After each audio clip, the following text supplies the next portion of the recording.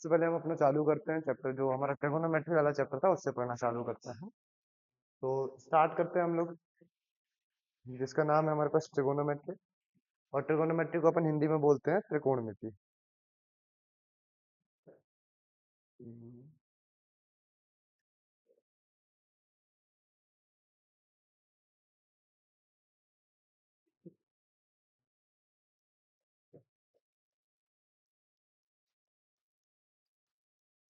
त्रिकोणमिति means trigonometry.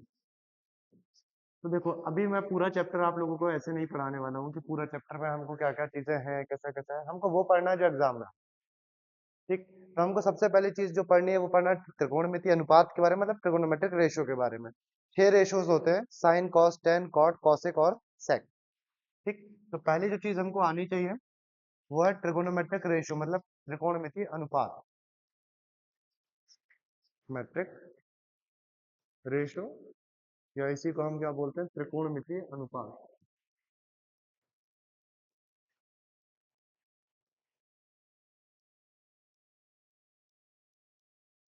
अब ये होते हैं हमारे पास कितने, साइन, कॉस, टेन, यहाँ पर कोसेक, सेक और कॉट। हमको ये याद नहीं रहते, हमको ये सब याद नहीं होते कि कौन पाइथागोरस थ्योरम में कैसे, किसको हाइपोटेनस लेना है, किसको बेस लेना है, किसको परपेंडिकुलर लेना है, ये सब हमको ध्यान में नहीं आता। सबसे पहला काम क्या करते हैं, सबसे पहले हम एक ड्रॉ करते हैं, क्या, राइट ट्राइंगल, है ना। एक राइट ट्राइंगल ड्रॉ करते हैं कुछ इस तरीके से। लेट्स सपोज ये मैंने एक राइट ट्राइंगल बना लिया अपनी तरफ से। और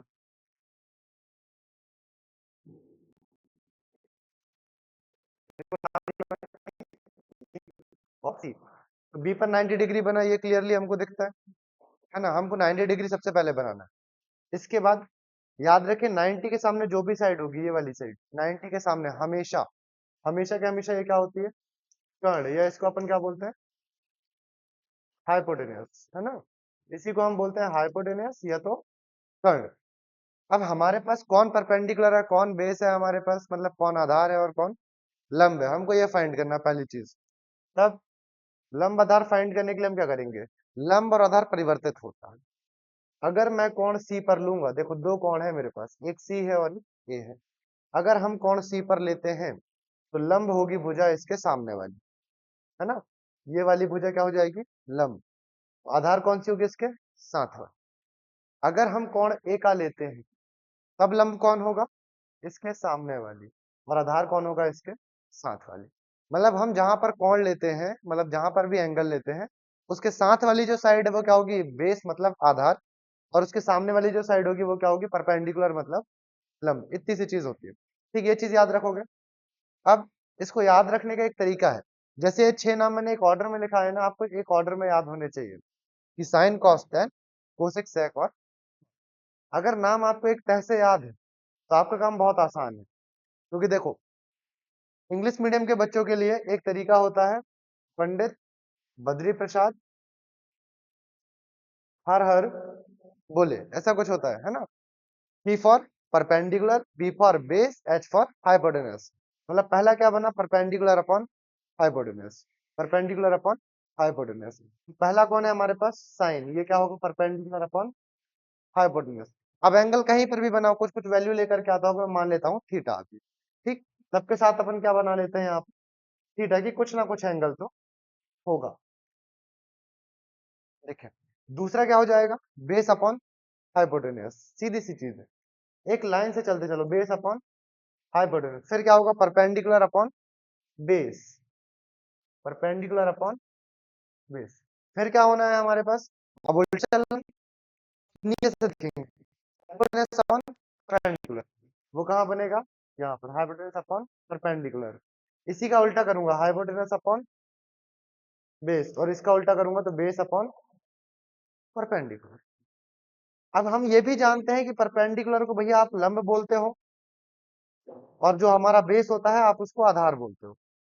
हम ये चीज जानते हैं, लेकिन हम लोग हैं हिंदी मीडियम स्टूडेंट्स, तो हमको दिक्कत ये है कि हम ऐसे तो याद रखने में हमको बड़ा समस्या है। तो आप याद रखो इस तरीके से, ऐसे तो याद रख सकते हो, लाल बटे तख्ता। कैसे, लंब, कर्ण, आधार, कर्ण, लंब, आधार। फिर इसी को उल्टा करते हुए, क्रम बदलेगा क्या? क्रम नहीं बदलेगा। जिस क्रम में नाम बताया sine cos tan cosec sec cot, हमको इसी क्रम में याद रखना है और इसी क्रम में हमारे को नाम लिखना है। बोलो यहाँ से हमको नाम लिखते बनेगा क्या? ठीक। इसके साथ हमको जो अगली चीज पता होनी चाहिए, अगली चीज क्या पता होनी चाहिए पता है आप लोगों को? पाइथागोरस थ्योरम मतलब पाइथागोरस प्रमेय। क्या कहता है पाइथागोरस प्रमेय? पाइथागोरस प्रमेय क्या था? Pythagoras is very good person. Pythagoras बड़ा अच्छा आदमी था अपने जीवन काल में। तो पाइथागोरस इतना अच्छा आदमी था कि वो कभी कभी पगला जाता। जैसे उसने यहाँ पर एक कोण कर लिया अपनी तरफ से, क्या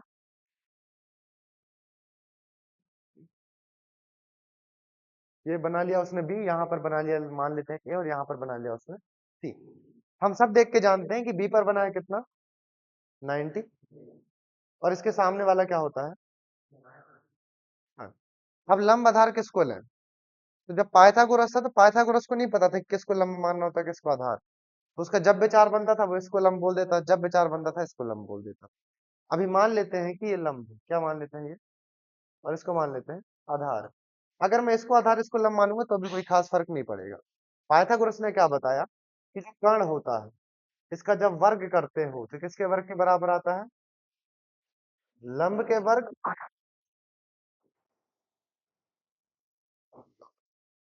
लंब के वर्ग और आधार के वर्ग के योग के बराबर आता है। मतलब हाइपोटेनस का जो स्क्वायर होता है वो किसके इक्वल होता है? परपेंडिकुलर के स्क्वायर और बेस के स्क्वायर के इक्वल। अब देखो अगर तुम सोच के देखो, मैंने आधार इसको लंब इसको माना तो क्या कर्ण बदलता? नहीं बदलता। बी यहाँ लिखा होता, पी यहाँ लिखा होता, और कोई फर्क नहीं पड़ा होता, बस इतनी चीज हुई होती। जोड़ तो वही रहे हो ना। पाइथागोरस अंकल बड़े अच्छे आदमी थे, उसको लंब आधार में कोई भेदभाव नहीं था, वो जिसको लंब लगे उसको लंब और जिसको आधार लगे उसको आधार मान लेता था। ठीक, यहाँ तक की बात ठीक है। चलिए, अब आप लोग के पास अगर हो तो आप लोग मेरे को अपनी किताब दे दीजिए, मैं आपको बताता हूँ, कुछ क्वेश्चंस भी देख करके बता देता हूँ, है ना? मेरे पास तो किताब है नहीं। चल दिखाओ, बहुत अच्छा।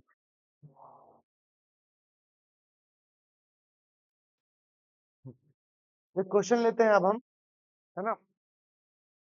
क्वेश्चन कि साइन ए बराबर 3/4, साइन ए बराबर 3/4, तब सभी त्रिकोणमितीय अनुपात ज्ञात करिए। तब सभी त्रिकोणमितीय अनुपात ज्ञात करिए। Means if sine A is equals to 3/4 then find all trigonometric ratio, मतलब सब फाइंड करना है हम। सब मतलब सब। कितने बन सकते हैं टोटल? 12। 12 कैसे? 6 इस वाले कोण के साथ और 6 इस वाले कोण, 12 बन सकते, 12 बनाते हैं। ठीक, देखिए अब हमारे पास यहाँ पर एक त्रिभुज भी दिया होगा, है ना? मैंने पूरा नहीं लिखा है कि त्रिभुज कैसा है, एबीसी, और कोण भी जो है वो कितना है? 90। ये बता करके दिए। तो मैं क्या करता हूँ, सबसे पहले एक ट्राइंगल बना लेता हूँ इस तरीके से, और यहाँ पर नाम दे दिया बी। कितने का है ये? यहाँ पर बना लिया ए और यहाँ पर बना लिया मैंने। साइन ए लिखा है 3/4, हमको सवाल ऐसा ही आता है बोर्ड से कि साइन ए बराबर 3/4, साइन होता क्या है? अभी थोड़ी देर पहले देखे थे। साइन क्या होता है? लंब बटे कर्ण। मतलब हमारे पास यहाँ से लंब कितना है? 3। और कर्ण कितना है हमारे पास? कर्ण बदलता है क्या? उसको हक्का लगा दो। कर्ण कितना होगा हमारा? 4, क्योंकि कर्ण तो कभी नहीं बदलता, चाहे कोई भी कोण ले लो। लेकिन हमारा कोण अभी कौन सा था? अगर ए कोण है तो लंब कौन सा होगा? बीसी, ये वाला होगा, यही होगा। ये कितना है? पाइथागोरस प्रमेय लगा के क्या मैं इसकी वैल्यू निकाल सकता हूँ? निकाल सकते हैं। लगाते हैं पाइथागोरस थ्योरम। तो 4 का वर्ग मैं डायरेक्ट लिखता हूँ, कर्ण का वर्ग बराबर लंब का वर्ग धन आधार। आधार कौन सी वाली लाइन है हमारे पास? ए बी, तो ए बी का वर्ग कर सकते हैं। 4 का वर्ग 16, 3 का वर्ग 9 प्लस ए बी का वर्ग, कोई दिक्कत? 9 वहां जाएगा तो माइनस होगा, तो 16 माइनस 9 बराबर ए बी का वर्ग। 16 में से 9 घटाओगे कितना बचेगा? बराबर ए बी का वर्ग। स्क्वायर वहां करोगे तो प्लस माइनस क्यों नहीं लगा? क्योंकि लंबाई है, लंबाई हमेशा धनात्मक होती है। तो √7 कितना आ गया? ए बी के बराबर आ गया। तो इसका मान कितना हो गया? रूट ए रूट 7। ठीक हो गया। अब हम लिखते हैं कॉस ए के बारे में, इसको मिटा दें हम, है ना, ये पाइथागोरस का काम तो निपटा दिए हैं अपन। भगवान, अब मैं निकाल के बताता हूँ आपको कॉस ए। कॉस क्या होता है? आधार बटे कर्ण, मतलब बेस अपॉन हाइपोटेन्यूज, है ना, आधार बटे कर्ण। अगर ए पर एंगल बना है, कहाँ एंगल बना है? ए पर, तो बेस कौन सी वाली साइड होती है? मतलब आधार इसके साथ वाली होती है। तो क्या बनेगा? कर्डी 7 बटे कर्ण कितना है? तो कर्ण तो रहेगा 4 रहे। इसके अब हम बात करें टेन ए की। टेन क्या होता है? देखो भूलना नहीं, यहाँ पर लिखा है मैंने तुम लोगों को, है ना, ये लिखा हुआ है। टेन क्या था हमारा? Perpendicular upon base. Perpendicular upon base का मतलब लंब बटे आधार, लंब बटे आधार। और अगर मेरे पास ये वाला त्रिभुज है, आप देख रहे हैं, और ए पर कौन बना है, तो लंब कौन है? 3, आधार कौन है? कर्णी 7। तो क्या आएगा? 3 बटे कर्णी। ऐसे ही हम किसको लिख सकते हैं? किस कोसेक को लिख सकते हैं। कोसेक क्या देखा था अपन ने? कर्ण बटे लंब, मतलब हाइपोटेनस अपॉन परपेंडिकुलर। हाइपोटेनस कितना है? 4। परपेंडिकुलर कितना है? तो मतलब लंब कितना है? तो 3। ए पर कौन बना है? तो लंब आधार फिक्स रहेगा। फिर इसके बाद सेक ए। सेक ए, सेक क्या होता है? हाइपोटेनस अपॉन बेस, मतलब कर्ण बटे आधार। कर्ण कितना? 4, आधार कितना? कर्णी 7। इसके बाद कौन बचा? Cot A. कॉट क्या होता है? बेस अपॉन परपेंडिकुलर, मतलब आधार बटे कर्ण। आधार बटे कर्णी, आधार बटे लंब। तो आधार कितना है? कर्णी 7, लंब कितना है? तो ये कॉट ए एंगल के साथ पूरी वैल्यू हो गई। साइन ए बता के दिया था, बाकी 5 अपन निकाल लिए। अब ऐसे ही 6 किसके साथ मिल जाएंगे अपन? हमको पता है ऐसे ही 6 हमको मिलेंगे सी वाले एंगल के साथ, मिलना चाहिए। कौन कौन सी चीज होगी? साइन सी, कॉस सी, टेन सी, कोसेक सी, सेक सी, है ना, और इसके अलावा फिर कॉट सी, यही होनी है। देखो अगर सी पर एंगल बना है, तो लंब कौन सी भुजा है हमारी? कर्णी से, इसके सामने वाली। और आधार कौन है? 3। और साइन क्या होता है? लंब बटे कर्ण, परपेंडिकुलर अपॉन हाइपोटेनस। लंब कितना सी के लिए? कर्णी 7। ये कितना आ जाएगा? कर्णी 7 बटे कर्ण तो 4 फिक्स, कर्ण तो 4 ही है। कॉस सी, कॉस क्या होता है? बेस अपॉन हाइपोटेनस, आधार बटे कर्ण। आधार कितना? 3, कर्ण कितना? 4। टेन क्या होता है? परपेंडिकुलर अपॉन बेस, मतलब लंब बटे आधार। लंब कितना? कर्णी 7, आधार कितना? 3। कोसेक, कोसेक क्या होता है? हाइपोटेनस अपॉन परपेंडिकुलर, मतलब कर्ण बटे लंब। कर्ण कितना? 4, लंब कितना? कर्णी 7। सेक सी, सेक क्या है हमारे पास? सेक क्या होता है? कर्ण बटे आधार, मतलब हाइपोटेनस अपॉन बेस। कर्ण कितना? 4, बेस कितना? 3। कॉट क्या होता है? आधार बटे लंब, आधार बटे लंब, मतलब बेस अपॉन परपेंडिकुलर। बेस कितना? 3, लंब कितना? कर्णी 7। बोलो, ये निकालने में किसी कोई दिक्कत होगी क्या? अब आपसे या तो सभी त्रिकोणमितीय अनुपात बोले, या इनमें से किसी एक दो का नाम लिखो, निकाल लोगे? कोई दिक्कत की बात? बन जाएगा ना? ठीक, इसी प्रश्नावली से 2-3 सवाल करना। मैं आपको देखो कंसेप्ट कंसेप्ट समझाता हूँ, क्योंकि एक दिन का समय है, एक दिन में आप पूरा सिलेबस के पूरा क्वेश्चन तो नहीं कर सकते हो। लेकिन मैं आपको टाइप वाइज सब क्वेश्चन बता सकता हूँ। अब इस प्रकार के सवाल बनेंगे तुमसे परीक्षा में आएंगे तो बोलो इसमें कोई दिक्कत नहीं होनी चाहिए। चलो बहुत अच्छी। ठीक है ओके। अब हम चलते हैं अगले टॉपिक की तरफ। अगला क्या है हमारे पास? अगला हम कहाँ तकते हैं? जहां पर हमको साइन कॉस टेन थीटा की वैल्यू चाहिए होती है। वैल्यू वाला याद है ना? वैल्यू काय की चाहिए होती है दोस्तों अपन को? ऐसे करके टेबल होगी, उसमें यहाँ पर लिखा होता है 0 डिग्री, 30 डिग्री, 45 डिग्री, 60 डिग्री और यहाँ पर होता है 90 डिग्री।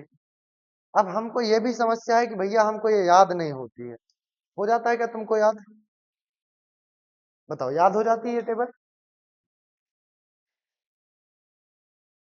याद है? ये टेबल याद तो नहीं होगी यहाँ पर, लेकिन जो क्रम बताया हूं क्रम को याद रखना। साइन, कॉस, टेन, कोसेक, सेक और कॉन, क्रम नहीं भूलना। फिर एक काम करना, एक छोटा सा काम हमारा, दूसरे रंग से गोद देता हूं, गिनती लिखना। एक, इसके ऊपर 0, इसके नीचे 2, फिर 3, फिर 4। कितने खाने हैं? 1 2 3 4 5, कितने नंबर लिख लिए? 1 2 3 4 और 5। इतना करना है, इतना कर लोगे? याद नहीं करना, सिर्फ इतनी गिनती लिखनी है। थोड़ा सा काम याद रखना, बाकी काम हो जाएगा। 0 के बटे करो 4, 1 के बटे भी करो कितना? 4, 2 के बटे 4, 3 के बटे 4 और 4 के बटे। इसको हल करते अपन थोड़ा थोड़ा जानते हैं। 0/4 कितना होता है? 1/4, ये तो रहेगा भैया 1/4। 2/4, 1/3/4, ये रहेगा 3/4। 4/4 करेंगे तो कितना कर लेंगे अपन? सब में करनी लगा दो, रूट रूट रूट रूट और रूट लगा लेंगे। बताओ कोई दिक्कत है इसमें? थोड़ा सा काम याद रख सकते हैं ना? करनी 0 कितना होता है? 0, 1 का 1, 4 का 2, 2 होता ना 4 का वर्गमूल। 1 का वर्गमूल 1, 2 का वर्गमूल नहीं पता तो करनी 2, 3 का हमको नहीं पता तो करनी 3, 4 का पता है कितना होता है? 2, 1 का तो पता है, 1 का तो 1 ही होता है। बोलो इतना काम कर सकते हो? अगर तुम इतना काम कर सकते हो तुमसे ये पूरी टेबल बन गई। ठीक, चलो मैं तुमको लिख के बताता हूँ कैसे लिखते हैं। बहुत सारा खटकरम करवा तो लिए हैं, अब लिखते हैं। सबसे पहले क्या आया है? सबसे ऊपर यहाँ लिखो, फिर क्या आया है? यहाँ लिखो 1/2। फिर क्या आया है? 1 बटे करनी दो। फिर क्या आया है? फिर आया है साइन की पूरी वैल्यू होगा। कॉस की कैसे लिखें? सबके लिए काम करना पड़ेगा क्या? नहीं करना पड़ेगा। अपोजिट, एक, फिर करनी 3/2, फिर 1/2, फिर 1/2 और फिर टेन के लिए क्या करूं? इन दोनों को डिवाइड करते चलो। 0/1 करूंगा, क्या आएगा? 1/2 और करनी 3/2, दोनों को भाग लगाएंगे तो क्या आएगा? काट के देखते हैं यार, थोड़ा सा यार मेहनत तो करनी पड़ेगी। 1/2 इसको किससे भाग दे रहे हैं अपन? करनी 3/। देखो, अगर भिन्न के नीचे भिन्न मतलब फ्रैक्शन के नीचे फ्रैक्शन, बाहर वाले को बाहर से गुणा कर देना अंदर वाले को, बाहर वाला बाहर से, 2 एकम 2, करनी 3 2 से होगा तो 2 करनी, 2 से 2 कटेगा, क्या बचेगा? 1 करनी। तो यहाँ पर भी क्या आएगा? 1/करनी।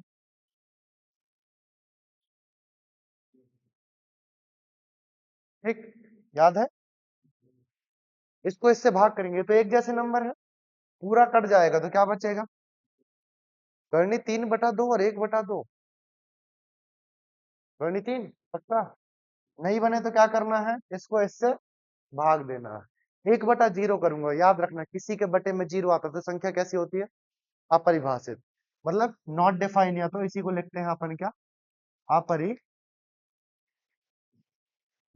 इसी को बोल देते हैं अपन नॉट डिफाइन। ठीक, कोसेक के लिए क्या करें? आप देखे होंगे, मैं साइन जब पढ़ रहा था तो साइन को पढ़ा था परपेंडिकुलर अपॉन हाइपोटेनस, मतलब लंब बटे कर्ण। और जब कोसेक को पढ़ा था तो पढ़ा था कर्ण बटे लंब। सेम टू सेम उल्टी चीज पढ़े थे अपन। तो अपन करना भी उल्टा कार्यक्रम है। इसके बटे में कुछ नहीं, क्या मैं एक मान सकता हूँ? जिसके बटे में कुछ नहीं है उसको एक मान सकते हैं। ये क्या लिखा है? 0/1। इसको उल्टा करूंगा तो क्या बनेगा? 1/0, मतलब वापस से कैसी चीज आ गई? अपरिभाषित। किसी के बटे में 0 आ गया तो अपरिभाषित हो गया। तो यहाँ भी क्या आएगा? अपरिभाषित, जो भी है, नॉट डिफाइंड। 1/2, इसको उल्टा करूंगा तो क्या बनेगा? 2/1 को क्या मैं 2 लिख सकता हूँ? लिख सकते हैं, किसी के बटे में 1 है। 1/2, इसको उल्टा करेंगे तो क्या बनेगा? करनी 2/1, जिसको करनी 2 लिख लो। करनी 3/2, इसको उल्टा करोगे तो क्या बनेगा? 2/करनी लिख सकते हैं। 1/1, इसको उल्टा करेंगे तो भी क्या रहेगा? 1/, मतलब ठीक। ये हो गई किसकी वैल्यू अपन को? कोसेक की। ऐसे ही हम देखे थे, कॉस होता था आधार बटे कर्ण, और ये होता था कर्ण बटे, मतलब एक सेम टू सेम उल्टी चीज है। यहाँ क्या है? 1/1। उल्टा करूंगा तो भी क्या आएगा? ज्यादा दिमाग नहीं लगाना, तो कोसेक का उल्टा लिखना चालू करोगे तो सेक बन जाता है। या उल्टा करके भी देखो, 2/3। 1/2 करोगे तो क्या आएगा? करनी 2। 1/2 को करोगे तो क्या आएगा? 2। 0/1, उसको उल्टा करेंगे तो 1/0, वापस से क्या आ गया? अपरिभाषित आ गया। ऐसे ही काम कर लो किसके साथ? टेन के साथ। अभी क्या है? 0। 0/1, इसको उल्टा करेंगे तो 1/0, मतलब ये भी कैसा हो गया? इतना दिमाग नहीं भी लगाओगे ना, तो ईमानदारी की चीज अगर बताऊं, टेन को उल्टा लिखोगे तो भी काम हो जाएगा। मतलब यहाँ से ऐसे लिखने की जगह वहां से ऐसा लिखोगे तो भी क्या मिलेगा? कॉट। हम उल्टा करके बताते हैं। 1/करनी 3 क्या बनेगा? ये करनी 3। 1/1 उल्टा करूंगा तो भी 1। करनी 3/1 उल्टा करेंगे तो 1/करनी 3। अपरिभाषित है, अपरिभाषित का उल्टा कर लो तो यहाँ वाला 0 ही पहुंच जाएगा। तो यहाँ पर क्या आ जाएगा? 0। बोलो, पूरी टेबल बनाते बन जाएगी। याद करने की दिक्कत नहीं। क्या करो, पेंसिल लेकर के पेपर देने जाते हो, आखिरी वाला जो पेज होगा मैथ पेपर में, हमेशा रफ पेज बनाते हैं, उसमें पेंसिल से बना लो। पहले पेपर पढ़ो, देखो क्या इसके सवाल आ रहे हैं। अगर इसके सवाल आ रहे हैं तो इस टेबल को बढ़िया सी बनाओ पेपर में, आखिरी में पेंसिल से, ताकि मिटाने में भी दिक्कत ना हो। पेंसिल से बढ़िया बना लो, और उसके बाद क्या करो? फिर सॉल्व कर लो, लास्ट में जाकर के मिटा दो। ठीक कर लोगे? 5 मिनट लगता है बनाने में, ज्यादा टाइम नहीं लगता है ना। मतलब मैं तो बता रहा हूँ तुम लोगों को बनाना कैसा है। खुद से बनाना हो तो 5 मिनट लगता है बनाने को, कोई ज्यादा टाइम की बात नहीं होती है। ठीक है, कर लेंगे इतना। चल, बहुत अच्छी बात। इसके भी सवाल करा दें एक दो। चलो,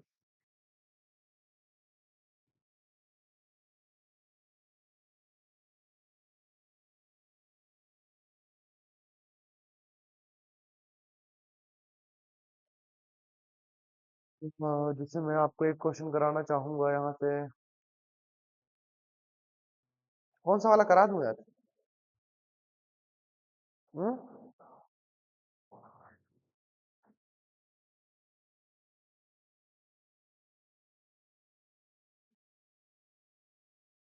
2 tan² 45, cos² 30, sin² 60 वाला कराता हूँ। ठीक,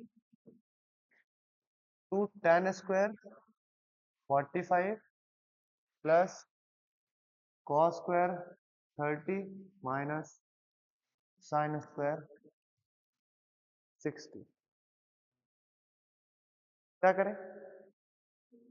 तुमको वैल्यूज याद हो नहीं हो, कोई दिक्कत की बात नहीं है, बना लेना। मेरे को याद है, मैं बताता हूँ। tan² 45, दो का तो तुम रखे नहीं। tan45 की वैल्यू पता है, स्क्वायर के साथ नहीं पता। tan45 कितना होता है? इसका स्क्वायर। ठीक, cos 30 कितना होता है? तो 1/, सॉरी, करनी 3/2, इसका स्क्वायर। sin 60 कितना होता है? तो करनी 3/2, तो इसका भी। मिला भी लो भाई, ये लिखा है। tan45 का वैल्यू 1, cos 30 करनी 3/2, sin 60 करनी 3/। ठीक, अब यहाँ देखो ये धनात्मक है या ऋणात्मक, दोनों चीज तो है एक जैसी, एक जैसी है, तो ऐसे करके क्या बचा, दो गुणित एक का वर्ग कितना होता है, उत्तर अंतिम के में कितना आ गया, बोलो, इतनी सी चीज है। ऐसे ही सवाल आता है, आपको लिखी होती है ऐसी कुछ चीजें, आपको वैल्यू रखनी होती है, सॉल्व करना होता है। ठीक, एक और सवाल करा देता हूँ, एक बड़ा सा सवाल करा देता हूँ थोड़ा सा। Sine 30 degree plus tan 45 degree minus cosec 60 degree upon sec 30 degree plus cos 60 degree plus cot 45। अब ऐसे बड़ा सा सवाल हो तो हमको घबराना है क्या, घबराना वबराना नहीं है, सब छोटा मोटा काम है, ये बहुत बड़ी चीज है। साइन 30 का वैल्यू, वैल्यू पता तो काम हो जाता है, 1/2, टेन 45 एक, कोसेक 60 का जो मान होता है ना, कोसेक 60 कितना हो रहा था हमारे पास, 2/3, सेक 30 ये भी होता है 2/3, प्लस कॉस 60 ये होता है 1/2, कॉट 45 ये होता है 1। मिला लेते हैं अपन एक बार वैल्यूज को अपनी, हमको क्या चाहिए है, साइन 30 1/2 है, टेन 45 एक है, मेरे को तो दिखता, तुमको दिखे नहीं दिखे, कोसेक 60 यहाँ से हमारे पास 2/3 and sec 30 2/3, okay. As it is सारी वैल्यूज हमने सेम टू सेम लिखी हुई है ना। अब इसको सॉल्व करते हैं, 1/2 एक और माइनस का 2/3, हल करें, तुमको वैसे दिखता तो नहीं, लाल लाल लाल कलर देखने में दिक्कत नहीं है ना, अब बैल हो कहाँ से दिक्कत होगा, दिख ही जाता है, क्यों संदीप। चलो, चल इसको कैसे सॉल्व करें, ऊपर ले लो क्या, एलसीएम, ये दो है, इसके नीचे कुछ नहीं है तो एक, और करनी तीन, सबका लोगे ना तो 2/3 बनेगा। ठीक, नहीं बनेगा तो सबको गुणा कर लो, दो एक हम दो, दो गुणित करनी तीन करेंगे तो दो करनी, इसके पास क्या है, दो है, तो दो को छोड़ दो, क्या बचा, करनी तीन, करनी तीन का गुणा करेंगे एक से तो क्या बनेगा, करनी, प्लस है प्लस लगाओ, इसके पास एक है, यहाँ एक है क्या, नहीं, क्या बचा, दो करनी तीन पूरा बचा है, तो गुणा करेंगे किससे, दो करनी, माइनस लगाना पड़ेगा, माइनस, इसके पास क्या है, करनी तीन, क्या बचा है यहाँ पर, दो, दो से गुणा करेंगे, दो दूनी बटे, यहाँ भी ले लो एलसीएम, करनी तीन दो, यहाँ भी क्या आ जाएगा, वही दो करनी तीन, सेम तरीके से, इसके पास क्या है, करनी तीन छोड़ा, क्या बचेगा, दो, दो से करूंगा तो दो दूनी चार, प्लस दो से छोड़ा तो क्या बचा, करनी तीन को एक में किया तो करनी तीन, प्लस एक के बटे में कुछ नहीं, एक माना, एक को देखा तो कुछ नहीं बचा, दो करनी तीन का तो दो करनी तीन, यही होगा। तुमको एक चीज पता है, बाहर वाला बाहर गुणा होता है अंदर वाला, तो क्या अंदर वाला बाहर वाले से कट सकता है, कट सकता है ना, क्योंकि गुणा तो बाहर वाले को बाहर वाले से होना है, और अंदर वाले को, तो क्या बाहर वाला अंदर वाले से कट सकता है, कट सकता है, तो ये दोनों आपस में कट जाएंगे क्या, एक जैसे ही काट देते हैं, बोलो इसको समझने में दिक्कत नहीं है ना, अंदर वाला अंदर से नहीं कटता, लेकिन अंदर वाला बाहर वाले से कट जाता है, क्या बचा, करनी तीन प्लस दो करनी तीन माइनस चार बटे, क्या बचा, चार धन करनी तीन धन दो करनी तीन, दोनों दिक्कत का बात ना है, करनी तीन धन दो करनी तीन, ये क्या हो जाएगा, तीन करनी तीन माइनस चार बटे चार धन करनी तीन दो करनी तीन, ये भी क्या हो गया, तीन करनी। हम एक चीज जीवन में सीखे होंगे कक्षा 9वीं में अध्याय क्रमांक 1 में, हर का परमेयीकरण, ठीक है, रैशनलाइजेशन ऑफ डिनोमिनेटर, ठीक है, हर को परिमेय करना, अपरिमेय हर है हमारा, इसको परिमेय करें, कैसे करते हैं, नीचे वाले का चिन्ह बदल के ऊपर नीचे गुणा कर देते हैं, नीचे वाले का चिन्ह बदल के ऊपर नीचे, देखो ऊपर लिखा तीन करनी तीन माइनस चार, तो क्या मैं नीचे भी ऐसा लिख लूं क्या, नीचे भी ऐसा लिख लूंगा, मतलब है कि नीचे मैं क्या करता हूँ, चार को 4 की जगह 3 करनी 3 पहले लिख देता हूँ, धन का 4 बाद में लिख देता हूँ। एक जैसा दिखता है थोड़ा सा। गुणा कैसे करना, नीचे वाले का चिन्ह बदल के, चिन्ह बदलूंगा तो क्या होगा, 3 करनी 3 माइनस 4 और 3 करनी 3 माइनस, यही होगा। ऊपर तो एक जैसी चीज है, क्या बनेगा, 3 करनी 3 माइनस 4 का पूर्ण वर्ग। नीचे क्या बनना है, a plus B A minus, उल्टे में समझाता हूँ इसे, है ना, a plus B A minus B, A plus B A minus B क्या होता है ये, ए स्क्वायर माइनस, ए की जगह क्या है 3 करनी 3 इसका स्क्वायर, माइनस बी की जगह क्या है 4, तो 4 का 3 का स्क्वायर 9, करनी 3 का करेंगे तो 3, माइनस 4 का करेंगे तो 16, 9 तिया 27 माइनस 16, 27 से 16 कम करोगे तो कितना बचेगा यार तुम्हारे पास, 11, कितना बचेगा, ठीक। चलो, तो हमारे पास नीचे कितना बच गया, 11 बच गया। तो यहाँ पर ऐसे 11 डायरेक्ट नहीं लिख देना, यहाँ थोड़ा सा मेहनत करेंगे अपन, सब है। यहाँ पर हम इसको कैसे लिखेंगे, 3 करनी 3 और इसका स्क्वायर और माइनस 4 का, तो पेपर वाले को थोड़ी पता है कि अपन ने राम कहानी किनारे बगरा ली। अपन यहाँ पर होशियार दिखने के लिए थोड़ा सा ऐसे करके इसको अलग रखते हैं, रफ में करेंगे और यहाँ पर डायरेक्ट उत्तर लिखेंगे, कैसे, नीचे तो लिख देंगे क्या अपन डायरेक्ट, उसको लगेगा बहुत समझदार बच्चे। और तुमको अगर एक आध लाइन में और लिखना हो, तुम्हारा मन ना मान रहा हो, तो तुमको पता था यहाँ आया था 27 और यहाँ आया था, इतना भी कर दो चलेगा, क्योंकि लाइन तो बढ़नी है। ए माइनस बी का पूर्ण वर्ग ये क्या होता है, a minus b whole square, ये क्या होता है, a square plus b square minus, यही होता है। ये क्या है, 3 करनी 3, इसका स्क्वायर थोड़ी देर पहले किए थे, कितना आया था, प्लस 4 का वर्ग माइनस 2ab, मतलब 2 गुणे 3 करनी 3 गुणे 4, यही होना है। उत्तर का समय आ चुका है, नीचे लिखेंगे 11, 27 धन 16 कितना होगा, 27 से 16 जल्दी बताओ, 43 कितना,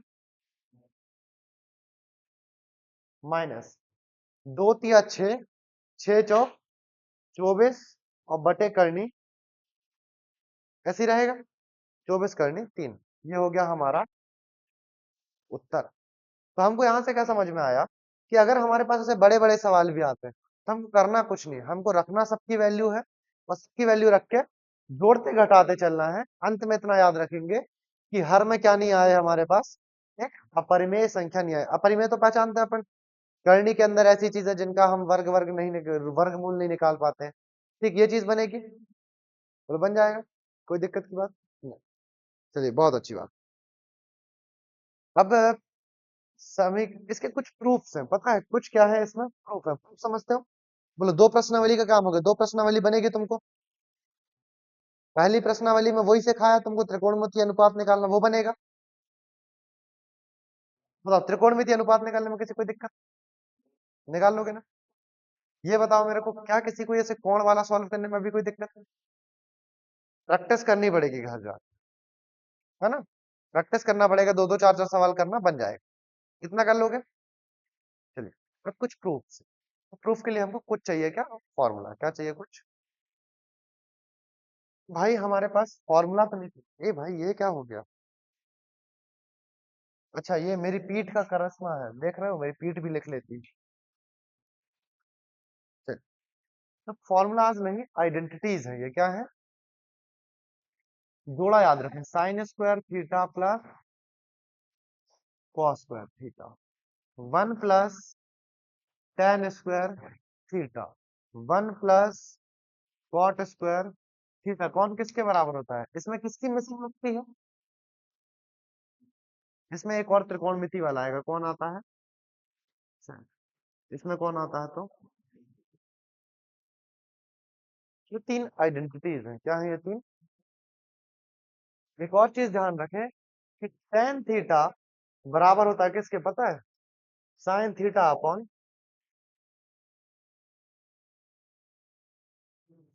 कॉट थीटा, जो होता है वो किसके बराबर होता है पता है, कॉस थीटा बटे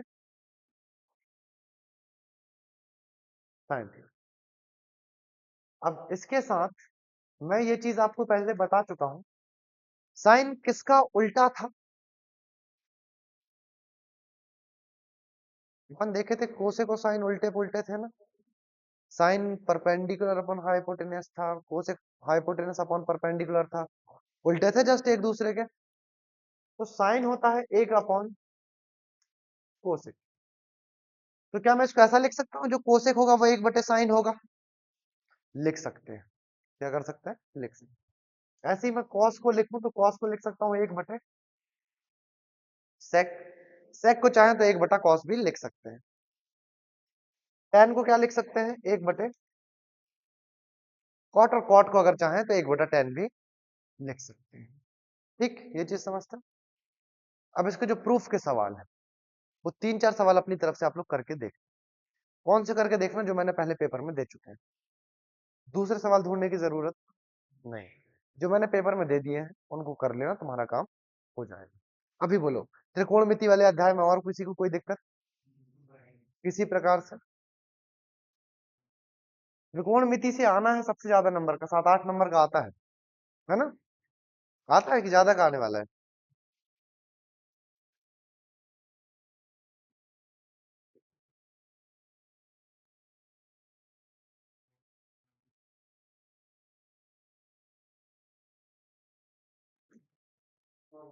हम्म।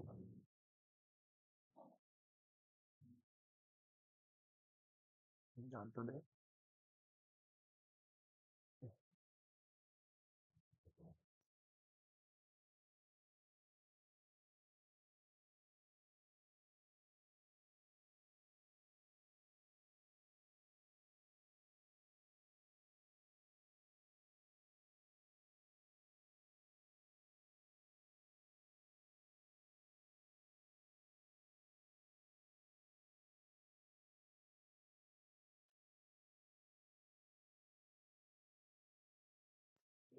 चलिए, तो अपन क्या करते हैं, अब जैसे अपन ने ये वाला अध्याय किया त्रिकोणमिति, अब लगे हाथ क्या कर लेते हैं, त्रिकोणमिति के अनुप्रयोग मतलब एप्लीकेशन ऑफ ट्रिगोनोमेट्री कर सकते हैं।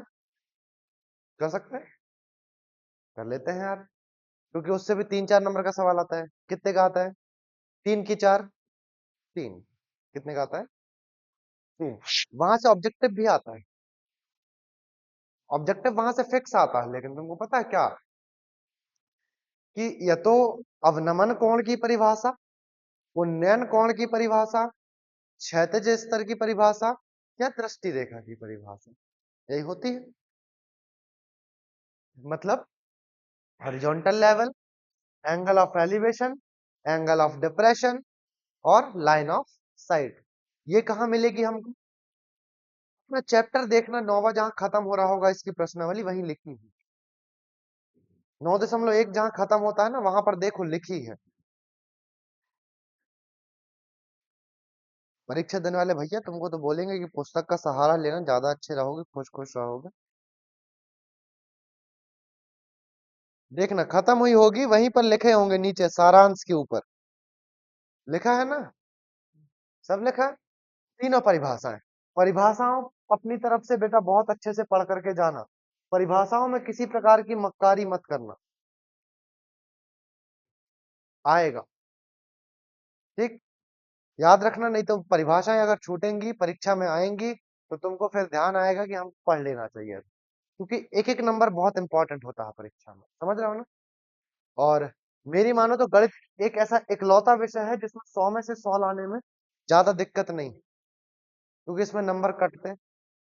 इसका उत्तर फिक्स है ना। इसमें अगर किसी का उत्तर 100 आ रहा है तो तुम भी 100 लाओगे, तुम भी 100 लाओगे, तुम भी 100 लाओगे। अगर तुम सब सही सॉल्व कर रहे हो तो सबका उत्तर कितना आना है? विज्ञान सामाजिक विज्ञान में फिर भी दिक्कत है कि भाषा कैसी थी, इसने इसकी जगह, अब अपन लिखा है कि आंख में कम दिखता है, नेत्र लिखना था। वहां पर लैंग्वेज का प्रॉब्लम है कि आपने ऐसा नहीं लिखा, वैसा नहीं लिखा, ये नहीं किया, वो नहीं किया। मैथ्स में कोई दिक्कत नहीं। मैथ्स का उत्तर 100 आता है तो 100 ही आएगा। 100 को आदमी लिखेगा तो ऐसे ही लिखेगा, चाहे तुम लिखो चाहे मैं लिखूं। गणित सॉल्व करते हैं तो 100 ऐसे ही लिखना लिखते हैं अपन। तो यहाँ पर नंबर कटने की उम्मीद बहुत कम होती है, नंबर कटने की उम्मीद बहुत कम नहीं करता है नंबर। लेकिन समस्या क्या है कि अपन को चीजें बननी चाहिए। ठीक है, तो घर में सब लोग आज पढ़ करके जाना, लगे तो आज न सोना, लेकिन अच्छे से पेपर दे के आना, कल ही है ना पेपर। हाँ। अब हम करते हैं त्रिकोणमिति के अनुप्रयोग।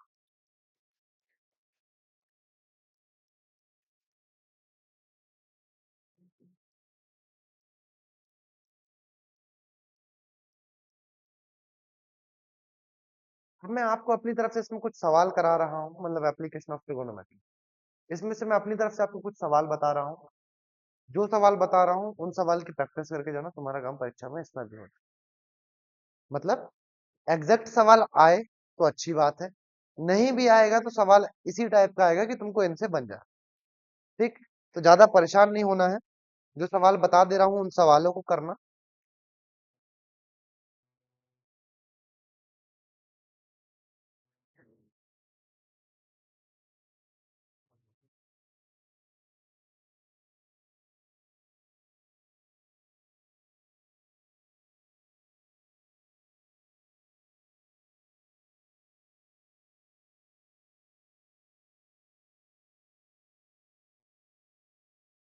त्रिकोणमिति का अनुप्रयोग। सवाल लिखूं क्या? सवाल लिखता नहीं हूं, सवाल समझा देता हूं। ठीक। जैसे एक है, भूमि के एक बिंदु जो कि मीनार से 30 मीटर की दूरी पर है, मीनार के शिखर का उन्नयन कोण 30 अंश है, मीनार की ऊंचाई ज्ञात कीजिए। क्या चीज? मतलब कोई एक मीनार है, मीनार मतलब टॉवर है, जो कि जमीन के किसी बिंदु से कितनी मीटर की दूरी पर है? 30 मीटर की दूरी पर। कितनी दूरी पर? तो अपन को इसको कुछ इस तरीके से बनाते हैं कि मान लो ये क्या, थोड़ा सा गलत बना लिया, अपन गलत जगह बना लिए, मतलब गलत तो नहीं बना लिए। ये क्या है? जमीन है। जमीन के ऊपर क्या है? एक मीनार लगी। ये क्या है? एक मीनार। अब जमीन के किसी बिंदु से, किस बिंदु से? मैं मान लेता हूं कि इस बिंदु से। ठीक। कितना है शिखर के उन्नयन कोण जो है, कितना है? और मीनार के पाद बिंदु से, मतलब मीनार के नीचे वाले हिस्से से इस बिंदु की दूरी कितनी है? तो 30 मीटर। कितनी है? अब मेरे को कैसे पता चलेगा कि मैं त्रिकोणमिति में कौन सा अनुपात लगाऊंगा? मतलब साइन लगाऊं, cos, tan, cosec, sec, cot. 6 अनुपात है ना, 6 में से लगाना कौन सा है? हमको कैसे पता चलेगा? मान के चलो कि 100 में से 90 बार टेन ही लगेगा। 100 में से 90 बार। अरे भैया ये तो हो गई तुक्के वाली बात कि 100 में से 90 बार ये लगता है और वो लगता है। एग्जैक्टली सवाल में क्या लगता है? क्योंकि 10 बार तो कुछ लगा रहे हो ना। हम कैसे पता करेंगे कहाँ टेन लगाएं, कहाँ कॉस लगाएं, कहाँ साइन लगाएं? तो आपको देखना है इन चीजों, कोण कहाँ बना है। अगर इधर कोण बना है, लंब, आधार, कर्ण सब पहचान लो। यहाँ अगर कोण है तो लंब कौन है, आधार कौन है, तो कर्ण तो फिक्स होता है, कर्ण से कोई लेना देना अपना नहीं। ठीक। हमको ये दूरी पता है और ये ऊंचाई ज्ञात करनी। क्या है? मान लेता हूं ए बी मेरा मीनार है और सी मेरा पॉइंट है। मेरे को ये दूरी पता है और मेरे को ये ऊंचाई ज्ञात करनी है। मतलब मेरे को आधार पता है और मेरे को लंब ज्ञात करना है। अब सोच के देखो, लंब और आधार किस में आया था? टेन में आया था। टेन थीटा क्या पढ़ाए थे तुमको हम? लंब बटे आधार, मतलब परपेंडिकुलर अपॉन बेस। पलटा के देखो, यही चीज लिखा आया था। मतलब अगर मेरे को जो पहली प्रश्नावली थी त्रिकोणमिति की वो बनती है, तो मेरे से आखिरी उसके जो बाद वाला अध्याय है वो भी बन जाना चाहिए। चलिए, अब मेरा कोण बना कहां पर है बेटा? टी पर। तो लंब कौन होगा? A B. और आधार कौन होगा? तो बी सी। टेन सी कितने डिग्री है? तो इसको लिख सकते हैं क्या? Ten 30 degree.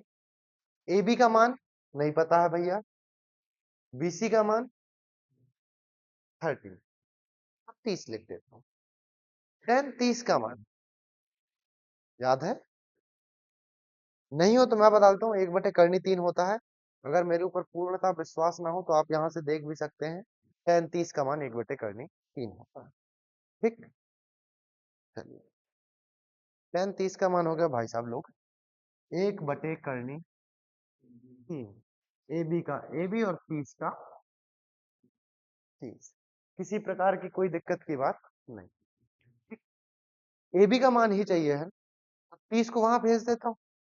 तो 30 जब ऊपर जाएगा तो ये क्या बन जाएगा, 30/करनी और बराबर,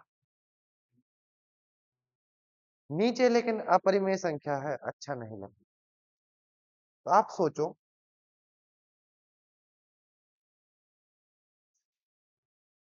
कि क्या मैं 30 को 3 × 10 लिख सकता हूँ, और बटे करनी 3 का करनी 3 किसके बराबर है? देखो मैं आपको बहुत शॉर्ट में ये करके बता रहा हूँ, मतलब बहुत डिटेल से लिख दिया मैंने। इस लाइन को लिखना जरूरी नहीं होता परीक्षा में। करनी 3 से 3 को काटूंगा तो कितना बचेगा, इसको लिख सकते हैं 10 करनी, मतलब इसकी ऊंचाई कितनी है, यह है 10 करनी 3 मीटर। बोलो निकालने में कोई दिक्कत? इस लाइन को लिखना जरूरी नहीं है, आप डायरेक्ट यहीं पर से ऐसे खचा करके लिख दो कि यहीं पर ऐसे कर देते तुम, ये 10 करनी 3 चलेगा, कोई दिक्कत की बात नहीं। ठीक, अगर नहीं समझ आता मैं उसके लिए बताई कि ऐसा भी कर सकते हैं। बोलो ये बनेगा। ठीक, ये हुआ सिंगल कैलकुलेशन का सवाल। कितनी कैलकुलेशन का सवाल? सिंगल कैलकुलेशन का, जो कि परीक्षा में बहुत कम आता, बहुत कम मतलब बहुत। परीक्षा में क्या आता है? परीक्षा में आता है डबल कैलकुलेशन का सवाल। कितनी कैलकुलेशन का? डबल कैलकुलेशन का। हाँ, 1 मिनट ना, पानी पी लो थोड़ा सा।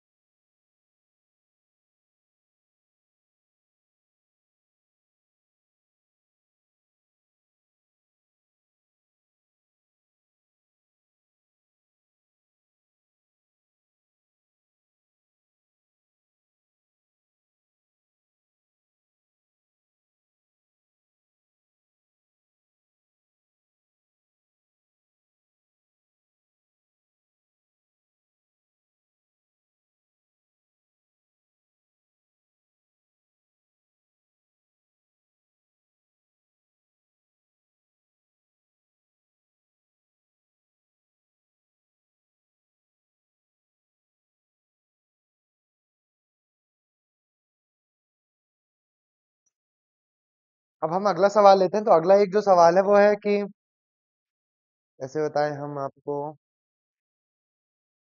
1.5 मीटर एक लंबा एक लड़का है। क्या है? 1.5 मीटर लंबा एक लड़का है, और वो क्या है, 30 मीटर ऊंचे भवन से कुछ दूरी पर खड़ा है। तो इसको हम चित्र के हिसाब से कैसे बनाएं? चित्र के हिसाब से हम ऐसे बनाते हैं कि पहले मैंने क्या बनाया, जमीन। जमीन के ऊपर मैं क्या बनाऊंगा, भवन। मान लेते हैं मैंने ये भवन बना दिया, अलग अलग रंग से इसलिए बनाना थोड़ी समझ में आए। अब अपन एक आदमी बनाते हैं। आदमी किस रंग का होता है? चमड़ी जैसे कलर का। ये आदमी खड़े कर लिया अपन ने। ठीक, अब वैल्यू लिखते हैं। इसकी ऊंचाई कितनी बताई इसने? भवन 30 मीटर ऊंचा है। जो लड़का है ये कितना है? ये 1.5 मीटर ऊंचा है। और 1.5 मीटर ऊंचा है मतलब अच्छा हट्टा कट्टा आदमी है, इतना कुछ तो होगा, है ना? तो ये होता है 1.5 फीट, 1.5 मीटर मतलब। अब ये है, हमसे क्या बोला गया, आगे भी कुछ कुछ बताया है कि जब ये ऊंचे भवन की ओर जाता है, क्या करता है, ऊंचे भवन की ओर जाता है, तब उसकी आंख के भवन का शिखर का उन्नयन कोण 30 अंश से 60 अंश हो जाता है। अभी कितना होगा? 30 अंश। आगे बढ़ेगा तो कितना हो जाएगा? 60 अंश। हमको इसके बाद पूछा क्या गया है, बताइए कि भवन की ओर कितनी दूर तक चल के गया है। अरे यार, अब आंख में कोण हवा में तो नहीं बन जाएगा। हमको क्या बनाना पड़ता है इसके लिए? एक क्षैतिज स्तर। क्या बनाना पड़ता है? क्षैतिज स्तर। अपन एक क्षैतिज स्तर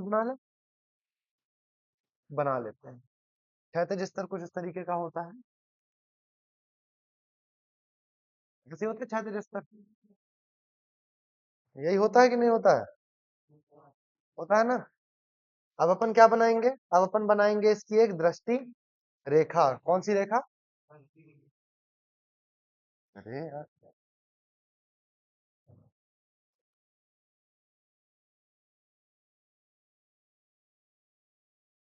ठीक, ये क्या बन गई? इसकी दृष्टि रेखा। अब हमारे पास भैया लोग बहुत छोटा सा एक काम है क्या। अभी यहाँ पर उन्नयन कोण देखते हैं कितना है, 30 अंश। जब ये भवन की ओर चल के जाएगा तो आदमी की ऊंचाई घटेगी क्या?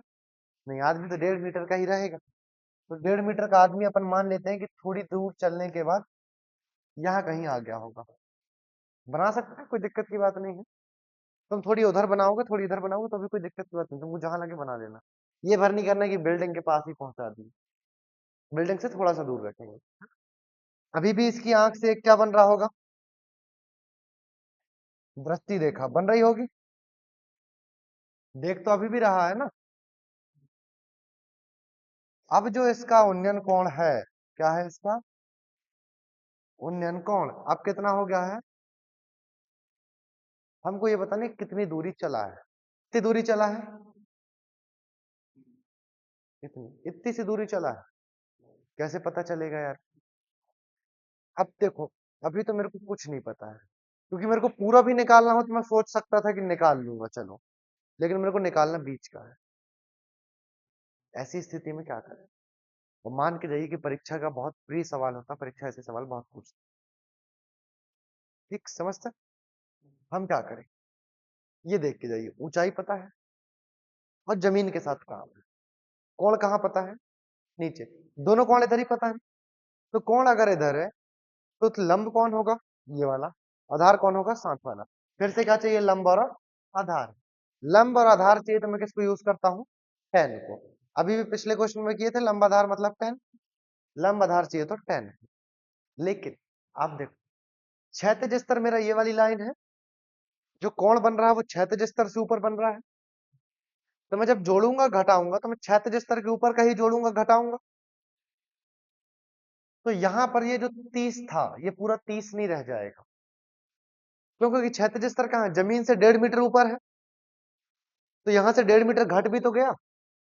कैलकुलेशन के लिए यहाँ जो 1.5 मीटर हिस्सा ये नीचे का फालतू तो आ गया। काम में आ रहा है क्या? नहीं आ रहा है।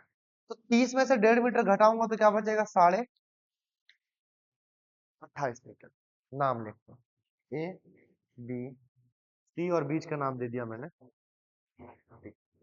ठीक, ये नाम दे सकता हूँ। ये समझ में आया कि 30 में से 1.5 क्यों घटा रहे हैं? क्योंकि आदमी की हाइट से ना नपाई नहीं हो रही, हाइट के ऊपर की नपाई हो रही है। क्योंकि कोण यहाँ पर बना है तो मैं नीचे का थोड़ी नापूंगा, यहीं से नापूंगा जहां कोण बन रहा है। समझ रहे हैं? तो जब भी किसी व्यक्ति की ऊंचाई लिखी हो तो उसकी आंख के ऊपर का हिस्सा ही कैलकुलेट करते हैं, नीचे का हिस्सा कैलकुलेट। आप खुद सोच के देखिए, यहाँ पर ऐसे करके वो रेख क्षैतिज स्तर है, यहाँ से वो देख रहा है, तो जो भी कैलकुलेशन है वो ऊपर का हिस्सा हुआ ना। ये जो नीचे की हाइट है वो किसी काम की थोड़ी है हमारे। तो अब हम करते हैं इसके साथ काम। अपन को दो त्रिभुज देखने हैं, एक ये पूरा ए बी सी और एक देखना है ए बी डी। समकोण त्रिभुज यही दो बन रहे हैं, एक है ए बी सी और एक बन रहा है ए बी डी। यही बन रहा है। देखिए, तो यहां पर लिखते हैं इन ट्राइंगल ए बी सी। पहले ए बी सी की बात करता हूँ, ए बी और सी की। पहले छोटे वाले की बात कर लें। चलो पहले छोटे वाले की बात करते हैं, डायरेक्ट बड़े ट्राइंगल में क्यों कूदना। ठीक है, इस बात को मानते हो आप लोग, है ना? तो हम लेते हैं पहले कौन सा ट्राइंगल? इन ट्राइंगल ए बी और डी। लिख लिए कितने डिग्री है? तो अब डायरेक्ट लगाता हूं, क्या लगाना था? इसके बराबर रहेगा ए बी बटे बी डी। tan 60 का मान करनी 3। tan 60 का मान ये लिखा है, करनी 3। ठीक, किसी प्रकार का कोई संशय नहीं रखना। ए बी का मान 28.5 और बी डी का मान हमको नहीं पता। पता है क्या? नहीं पता। बी डी को इधर भेज देते हैं और करनी 3 को इधर ले आते हैं, तो क्या हो जाएगा? 28.5 बटे करनी 3। लेकिन क्या मेरे को ये ज्ञात करना था? नहीं, मेरे को तो BC ज्ञात करना है, यही ज्ञात करना है।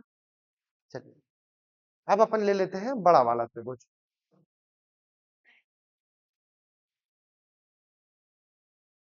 बड़ा वाला त्रिभुज मतलब त्रिभुज ए बी और कितने डिग्री है,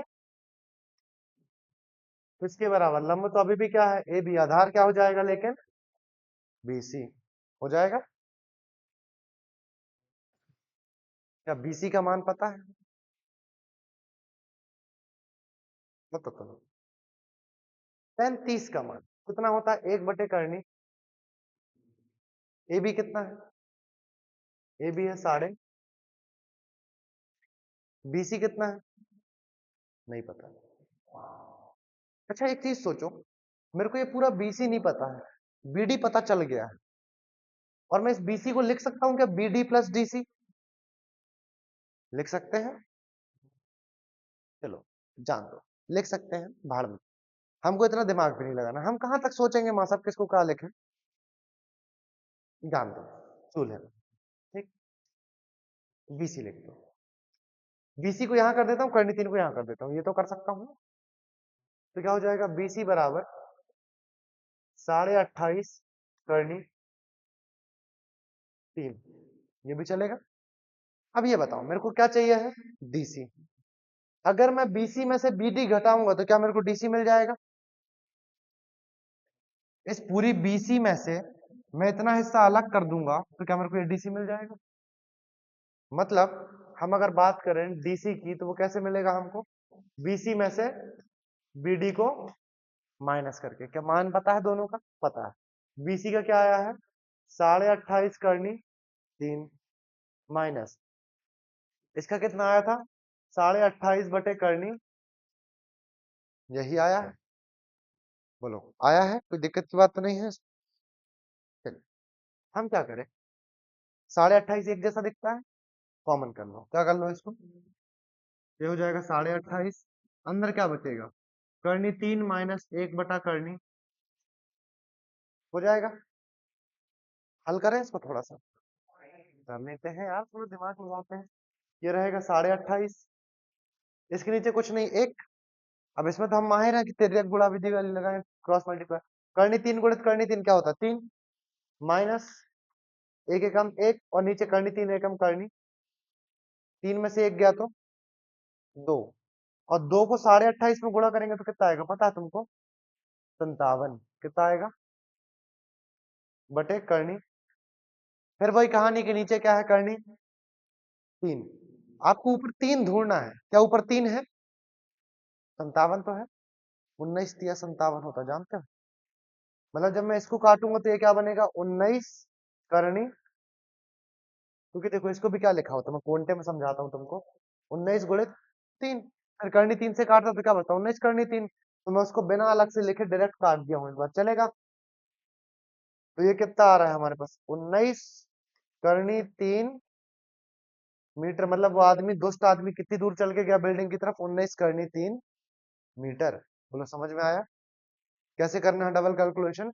हमको दो त्रिभुज ढूंढने हैं, क्या ढूंढना है, दो, और दोनों त्रिभुज कैसे होने चाहिए, समकोण, मतलब दोनों ट्रायंगल कैसे होने चाहिए, राइट एंगल वाले होना चाहिए, होने चाहिए क्या, राइट एंगल वाले होने चाहिए। बोलो बनेगा, कोई दिक्कत है इसमें, अभी बोलो। अध्याय क्रमांक 9 में और कुछ पूछना चाहो कि कोई और अध्याय बताओ, सवाल तो आपको करने पड़ेंगे, है ना। मैंने आपको दो तरह के सवाल बताए, एक, एक सवाल बताया जिसमें एक कैलकुलेशन थी, और एक सवाल बताया जिसमें दो कैलकुलेशन।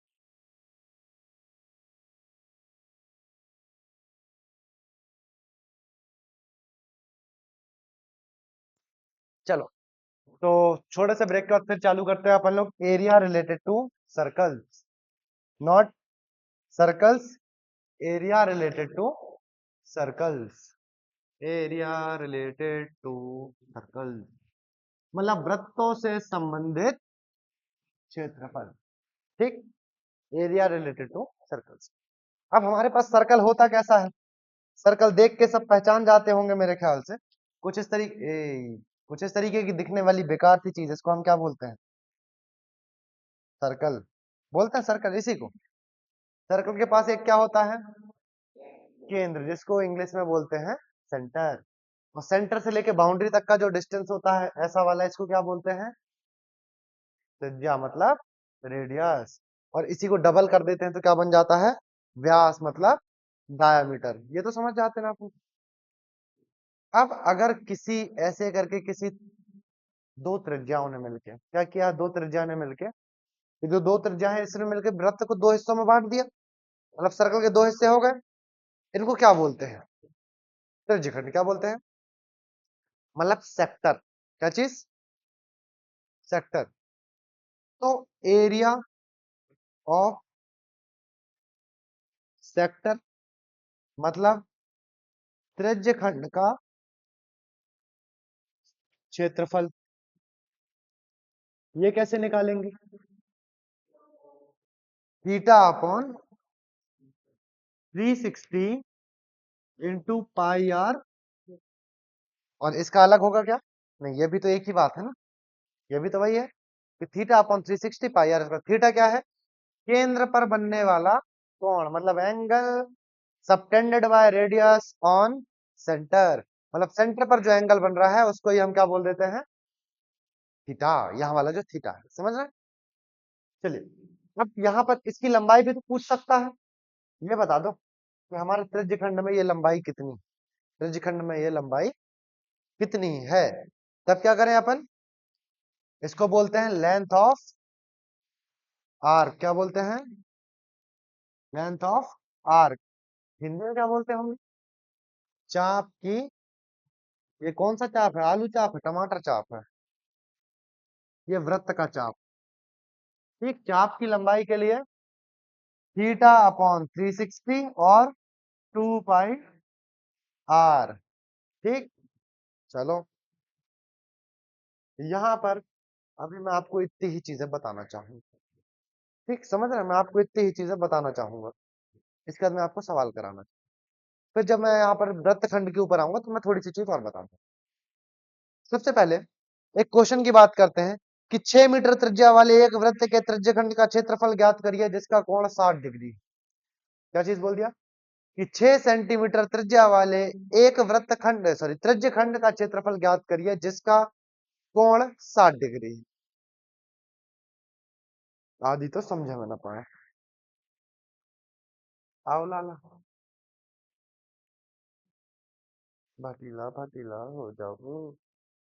ये केंद्र है त्रिज्यखंड के लिए, ऐसे त्रिज्या है ये 6 मीटर की है, ये भी कोण कितने का बता दिया। इसका क्षेत्रफल के लिए फॉर्मूला क्या लगेगा? थीटा बटे 360 और पाई आर। थीटा कितना? 60 बटे 300। पाई का मान जब तक ना बोला जाए क्या रखेंगे? 22 बटे। अगर अपन को बताएगा कि 3.14 रखो तभी रखेंगे, नहीं बोलेगा तो नहीं रखेंगे, परीक्षा में भी। ठीक है, रेडियस कितनी? वर्ग लगाना है तो 2 बार भी तो लिख सकता हूं। एक जीरो से एक जीरो, 6 एकम 6, 6 से एक और 6 खत्म। क्या बचेगा? 22 × 6 बटे 7, 22 × 132 बटे 7 सेंटीमीटर का। खत्म। बोलो बनना चाहिए ये सवाल? अगर ऐसा सवाल परीक्षा में आए तो क्या हमको बनना चाहिए? बनना चाहिए। ठीक, अब इसी सवाल में मैं जोड़ करके आपको एक और कंसेप्ट बताता हूँ, फिर मैं कुछ क्वेश्चन। अच्छा, कंसेप्ट वंसेप्ट गया, अभी तो थोड़ी देर के लिए 10 मिनट के लिए तेल लेने से, 10 मिनट तक मैं काम की चीज बताता हूँ। अगर मेरे को इसी में पूछा होता कि चाप की लंबाई बताओ, लेंथ ऑफ आर्क बताओ, तो मैं क्या करता? 60/300 लेंथ ऑफ आर्क निकाल रहा हूँ, इसकी लंबाई। ठीक, तो पाई का मान 22 और त्रिज्या कितनी? 0 से 0 फिर खचाक, 6 एकम 6, 6 से 6 खत्म। कितना बचता? 22×44 सेंटीमीटर नहीं लगता। स्क्वायर सिर्फ एरिया में लगता है, लेंथ ऑफ आर्क में स्क्वायर, क्योंकि वो तो लंबाई है ना, वो थोड़ी क्षेत्रफल। समझते हो? बोलो ठीक है ये चीज। अब इसी सवाल को बढ़ाते हुए क्या करते हुए, इसी सवाल को बढ़ाते हुए मैं करना चाहूंगा आप लोगों के साथ थोड़ा सा काम, छोटा कर लूँ ना, कर ही लेता हूँ। ये फॉर्मूला तो लिख लिए ना।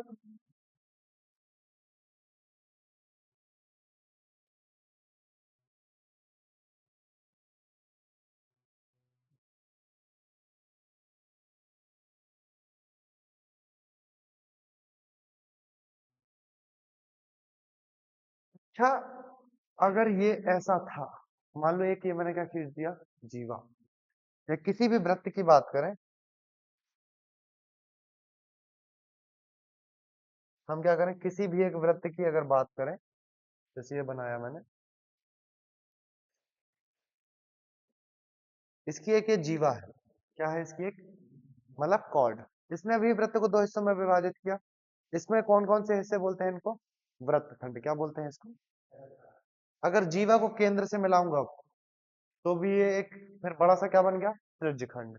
मेरे को अगर इस वृत्तखंड का क्षेत्रफल चाहिए तो मेरे क्या करना पड़ेगा, इस त्रिज्यखंड में से इस त्रिभुज को करना पड़ेगा अलग। क्या करना पड़ेगा, अलग। कैसे कर सकते हैं, जल्दी बताओ, कैसे कर सकते हैं इसको। त्रिभुज का क्षेत्रफल अलग करना पड़ेगा, मतलब हमको त्रिभुज का क्षेत्रफल निकालना पड़ेगा।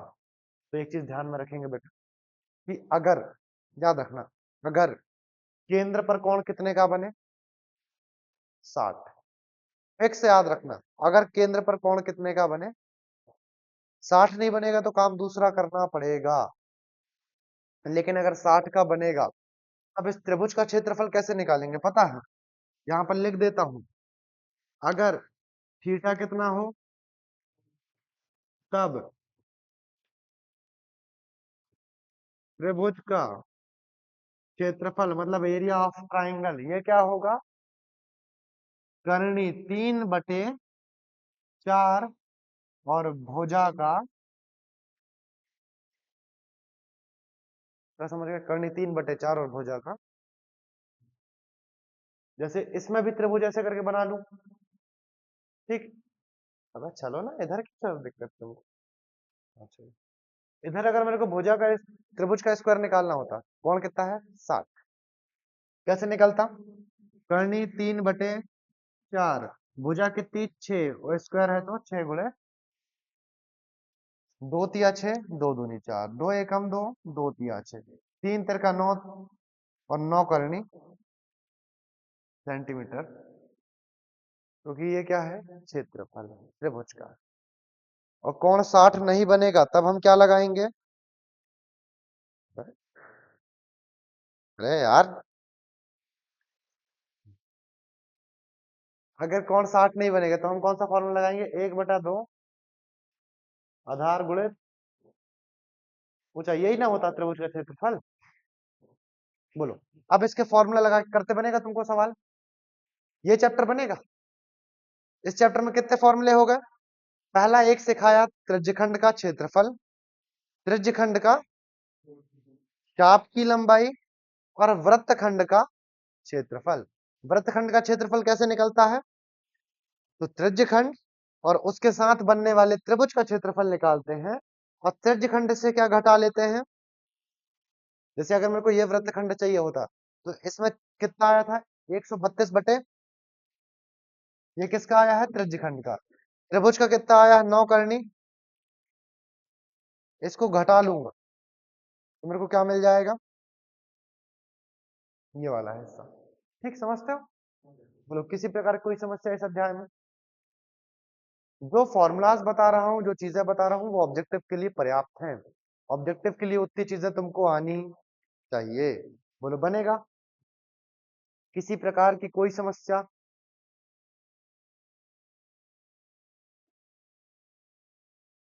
सोच लो, हमने 3 अध्याय कर लिए हैं, अच्छे अच्छे अध्याय। और कुछ कराना है, अगला अध्याय बोलो। एक करा देता हूँ, क्वाड्रेटिक इक्वेशन।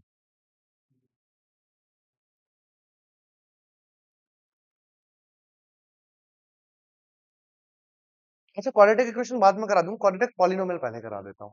मतलब अध्याय क्रमांक 2, द्विघात समीकरण नहीं है, दो में क्या है, बहुपद। दो में क्या है, बहुपद पहले करा देता हूँ, फिर उसके बाद आना, अभी समीकरण करा देंगे, लंच के बाद आना समीकरण करा दूंगा, ठीक।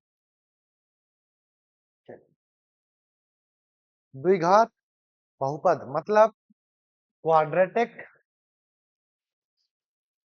क्वाड्रेटिक पॉलिनोमियल, इसको क्या बोलते हैं? द्विघात बहुपद।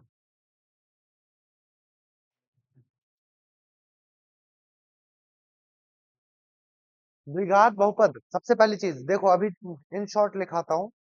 द्विघात बहुपद का मानक रूप, क्या चीज? या स्टैंडर्ड फॉर्म, इसको क्या बोल देते हैं?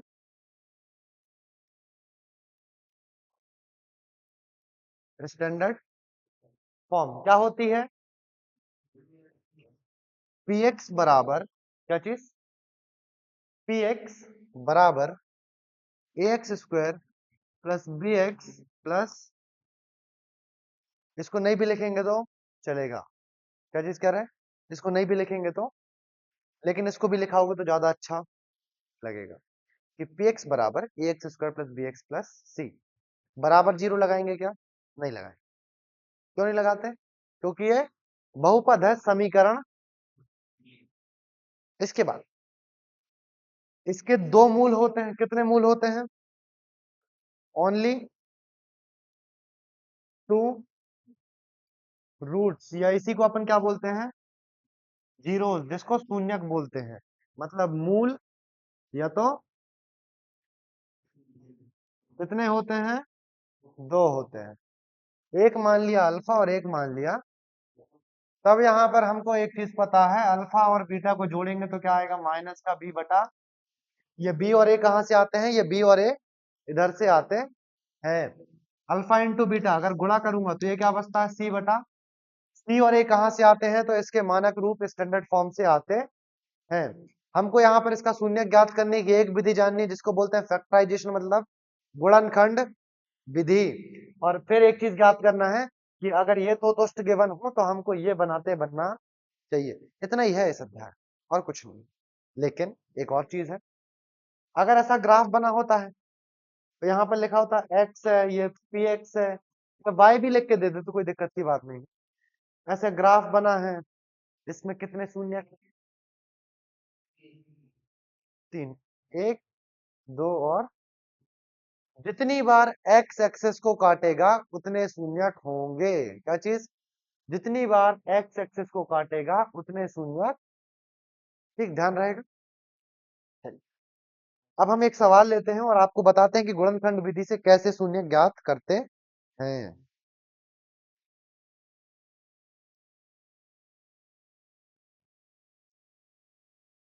मैंने क्वेश्चन लिया x square plus 7x plus 10, किनारे में आओ। किनारे मतलब अभी थोड़ा सा कोने में आओ, तुमको रास की बात बताता हूँ। मानक रूप क्या बताया था? X square B X plus, हमको गिवन क्या है? X square plus 7x plus, इसको देख के अंधा भी बता सकता है कि सी की जगह 10 होगा और बी की जगह, गूंगे से पूछ लो कि ए की जगह क्या होगा। कुछ नहीं लिखा है, एक लिख दूंगा तो कोई दिक्कत की बात है, एक गुणा भी करोगे तो क्या फर्क पड़ता है? कोई फर्क नहीं पड़ता। तो ए की जगह क्या हो गया? ये सब क्वांटिटी की बात है, ये सब लिखने वाली बात नहीं है, ये सब अपने मन की बात है, समझ रहे हो? लिख देते हैं। अगर अपन क्या करें, अपने मन की बात लिखें, तो मन की बात के हिसाब से सबसे पहला काम करना है, ए और सी को करना है गुणा, 10 एकम, इसको गुणा करेंगे ए और सी को हमेशा, मतलब इसके बाद दो ऐसी संख्या सोचो जिनको गुणा करके 10 आता है। तो एक होता है 10 एकम, एक होता है 5 दूनी 10। अब दो जोड़े बने हैं, कौन सा जोड़ा काम का है? जोड़ घटा के क्या बनना चाहिए? कहां चला गया? बी बनना चाहिए। क्या बनना चाहिए? जोड़ के बने तो भी चलेगा, घटा के बने, 10 में से एक घटाओ 9 आएगा, काम का नहीं। 10 में एक जोड़ो 11 आएगा, काम का। 5 में से 2 घटाओ 3 आएगा। अभी काम का नहीं है, लेकिन 5 में 2 जोड़ोगे तो क्या आएगा, काम का हो जाएगा। तो इसको मैं क्या लिख दूं, x square plus 5x plus 2x plus, हमने 7x को ही तो लिखा, 5x और 2x जोड़ोगे तो फिर से 7x, लेकिन जोड़ नहीं देना। अब क्या करो, अब बनाओ जोड़ा। क्या करो, ये एक जोड़ा और ये दूसरा जोड़ा। जोड़ा समझते हो, जोड़ा वही बनाना, वही से जोड़ा नहीं है रे। कॉमन क्या है, पहले वाले दोनों में x कॉमन, क्या बचेगा, x और इन दोनों में क्या कॉमन, ये भी तो 2 पंजे 10 है ना, क्या बचेगा। और शून्य ज्ञात कर रहे हैं तो बराबर क्या मानते चलेंगे, शून्य। अब देखो ये x प्लस 5, अच्छा नहीं लगा,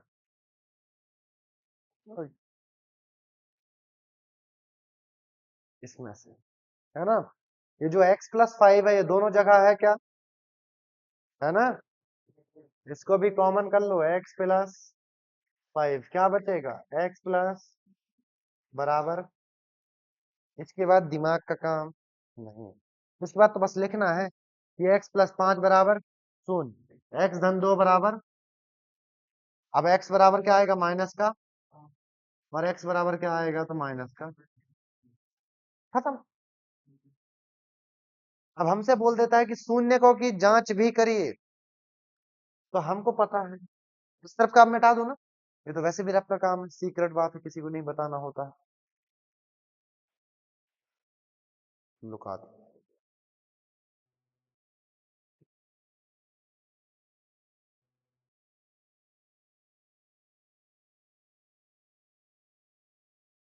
तब हमको एक चीज थोड़ी देर पहले बोली थी एक आदमी ने, अल्फा प्लस बीटा होता माइनस का बी बता,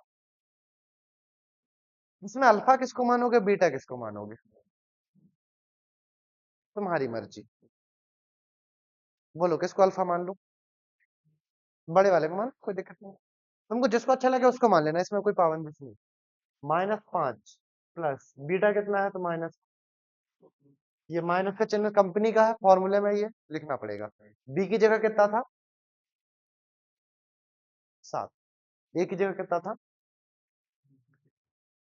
-5 -2, ये भी क्या हो जाएंगे माइनस का, और ये भी माइनस का, बरोबर आया।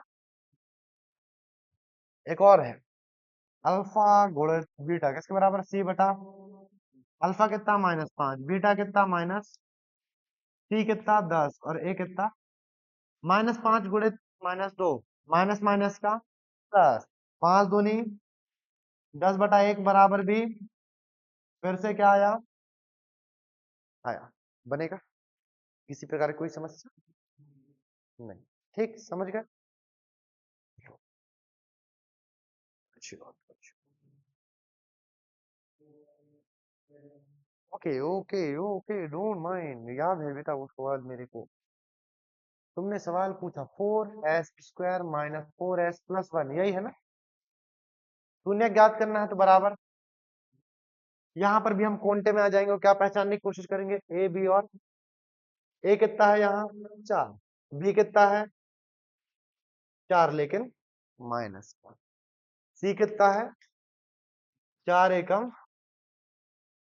तो दो संख्या गुणा करो जिनको 4 आ जाए, क्या करने में, गुणा करने में, तो क्या आता है 4 एकम 2 दूनी, हमको जोड़ घटा के क्या आना चाहिए, -4, क्या आना चाहिए, 4 में 1 जोड़ूंगा 5 आएगा, 4 से 1 घटाऊंगा 3 आएगा, 2 में 2 जोड़ूंगा 4 आएगा, 2 से 2 घटाऊंगा 0 आएगा, मतलब 2 में 2 जोड़ूंगा तो 4 बन जाएगा। -4 बनाने के लिए -2 कर सकते हैं क्या, माइनस माइनस प्लस हो जाता है, 2 2 4 हो जाएंगे, चिन्ह माइनस का आ जाएगा, बस इतना सीख गए तो लिख दो, 4s का स्क्वायर माइनस का 2s और माइनस का बराबर। अब वापस से अपन क्या करना है, अपना वही पुराना घटिया सा काम, जोड़ा बना दो, क्या करना है, जोड़ा बनाना है, दोनों में क्या कॉमन है, 2 भी कॉमन होगा ना, ये भी तो 2 दूनी 4 है, और इसके पास 2 तो है ही है, एस भी कॉमन है क्या, है, इसके पास क्या बचा होगा, एक तो 2 बचा होगा, एक तो एस बचा होगा, माइनस इसके पास क्या बचा, कुछ नहीं बचा, तो क्या हो गया, जिसका कोई नहीं होता उसका एक वोट। इधर क्या कॉमन ले लें? इधर बाद वाले में माइनस चाहिए है ना, तो माइनस भी कॉमन कर लो क्योंकि बाद में प्लस लगा। ऐसे मान लो कि इसके पास एक ठो डंडा है, इसके पास दो ठो डंडा है, हम दो ठो में से एक ठो मंगा लेंगे तो एक ही ठो बचे। इससे तो छुड़ा ही लिए हो, क्या बचा होगा? कुछ नहीं बचा। कॉमन क्या निकाले हैं? वन, क्योंकि कुछ कॉमन नहीं है। दो में से एक चोरी हो गया तो एक बचा होगा। अभी अंदर एक निकाल लिया हूं तो एक बचा कैसे? क्योंकि एक निकल गया, कुछ नहीं बचा होता, और जिसका कोई नहीं होता उसका बराबर। फिर से देखो तो ये ब्रैकेट एक जैसा है, एक जैसा है तो एक बार कर दो, बचेगा क्या? 2s और माइनस बराबर, इसको जीरो और इसको भी जीरो। हमारा यही तो काम है, यही तो कर रहे हैं हम, कि पहला वाला जीरो और दूसरा वाला भी। अंधरा भी देख के बता सकता है कि दोनों एक जैसे हैं। यहां से s की जगह देखोगे तो -1 यहां गया तो प्लस का 1, और 2 जाएगा तो नीचे जाएगा। इधर भी क्या मिलेगा? s बराबर 1/। सवाल समाप्त। दो मान निकालने हो तो दो मान अपन ने निकाल लिए। बोलो बनेगा? इसमें किसी प्रकार की आपत्ति? ठीक। और किसी को कोई सवाल? मूलों की प्रक्रिया वो अध्याय क्रमांक 4 में लंच के बाद आना, बताऊंगा। ठीक है अभी। चलो अब मैं आपको एक चीज बताता हूँ, एक और छटाकड़ा सा फॉर्मूला। कौन सा फॉर्मूला? छटाकड़ा सा फॉर्मूला। अभी तुमको दो चीजें बोली थी ना, अल्फा प्लस बीटा और अल्फा इंटू। अगर मेरे को इनके बारे में पता हो, मेरे से बोला जाए कि द्विघात बहुपद बता दीजिए, तो क्या मैं बता सकता हूँ? बता सकता हूँ। दो तरीके होते हैं, मैं आपको आसान वाला बताता हूँ। आप एक चीज याद रख के जाओ, x square minus alpha plus beta x plus alpha into. ये फॉर्मूला याद रख पाओगे? ये याद रखोगे तो दिमाग ही नहीं लगाना पड़ेगा। बोलो याद रख लोगे? पर्ची बना के ले जाना, ऐसा तो कर लोगे। हाँ यस सर, तू है साले, पर्ची बना के ले जाऊंगा कहता। ये कर लूंगा, पर्ची बना लूंगा, पढ़ने को नहीं बोलना मेरे से। पढ़ नहीं पाऊंगा मैं, मेरे आउट ऑफ सिलेबस बात नहीं करना है ना, पढ़ाई नहीं हो पाएगी, पर्ची बन जाएगी। पगला है क्या रे थोड़ा सा? पर्ची वर्ची लेके नहीं चले जाना भाई, बोर्ड वाला पकड़ लेगा तुमको, जो इन्विजिलेटर आता है, कि पर्ची लेके आए हो तो तुमको 3-4 साल के लिए निरस्त कर देगा परीक्षा देने से, समझ रहे हो? नकल प्रकरण का नाम सुना है? हैं? नकल प्रकरण अगर वो बना दिए तो तुम्हारी समस्या बन जाएगी। 3 साल परीक्षा नहीं दे पाओगे और जीवन भर कलंक तो रहेगा कि नकल करते हैं भगा दिए गए, है ना? क्या नहीं हो? गलती वही करते हैं, क्या करते हैं? नकल ले जाते हैं। वाह, वेरी गुड यार। हम तो लेके जाना, शाम को आना तो लुकाने के तरीके बताऊंगा तुमको। चलो अब एक सवाल है। सवाल गिवन है 1/4 और माइनस का 1। सवाल ऐसे बता के दिया, ब्रैकेट नहीं लगा के दिया, मैं भी नहीं लगाता हूँ, क्यों इतना दिलेर बन। उसने बोला कि पहला वाला क्या है? शून्यकों का योग, और दूसरा वाला क्या है? शून्यकों का गुणनफल। आप बहुपद बताइए। तो मेरे हिसाब से बहुपद बताने में कोई दिक्कत नहीं है, बहुपद लिखता हूँ एक्स स्क्वायर माइनस शून्यकों का योग कितना है? 1/, बाद में क्या लिखना है? एक्स प्लस गुणनफल कितना है? तो माइनस का। अब थोड़ा सही कर लेते हैं, एक्स स्क्वायर माइनस 1/4 एक्स और माइनस का 1 बन गया। देखने में सुंदर नहीं लगता, लग रहा है क्या सुंदर? नहीं लग रहा है। यहाँ 1/4 लिख रहा है। इस आदमी को भी अलग करो, यहाँ से भगाओ, ऊपर बुला लेते हैं। क्या करो? जो भी चीज बटे में हो उससे गुणा कर दो। क्या करना है? लिखने की जरूरत नहीं होती, कर दो बस। 4 का इसमें गुणा करोगे क्या बनेगा? 4x का। 4 इसमें गुणा करोगे तो 4 4 तो कट जाएगा। 1 का गुणा x में करेंगे तो क्या रहेगा? माइनस 4 का गुणा इसमें करेंगे तो 4 हो जाएगा, खत्म। बन, बोलो बनेगा? बनाते एक आध और बनवा देता हूँ। ये मान लो शून्यकों का गुणनफल दिया है, ऐसे करके लिखा है, करनी 2 और 1/3। मतलब योग कितना है? करनी 2, गुणनफल कितना है? 1/3। क्या करना है भैया? दिमाग नहीं लगाना है। X square minus alpha plus beta करनी तो x का x और प्लस 1/3। हमको कौन अच्छा नहीं लग रहा है? 3 अच्छा नहीं लग रहा है। क्यों अच्छा नहीं लग रहा? क्यों नीचे बैठा है? 3 से गुणा कर दो। 3x का स्क्वायर। 3 का इसमें करेंगे तो क्या हो जाएगा? 3 करनी 2 और x की जगह x प्लस 3 का इसमें करेंगे तो 3 से 3 कटेगा, क्या हो जाएगा? 1। बोलो बनेगा? सवाल 2 नंबर का निश्चित है कि आएगा ही आएगा। संख्या यहाँ कुछ भी आ जाए, सवाल आएगा। मैं संख्या नहीं बोलूंगा कि संख्या यही आएगी, संख्या कुछ भी आ सकती है। हो सकता है मैंने करनी 2 1/3 कराया और सवाल में तुमको 4 और 1/5 दे दे, इसमें कोई दिक्कत की बात नहीं है। हो सकता है तुमको 1 और 1 दे दे, संख्या बदल जाएगी, सवाल नहीं बदलेगा, फॉर्मूला नहीं बदलेगा। कर पाएंगे? बोलो कर लेंगे, कोई दिक्कत की बात? चलिए।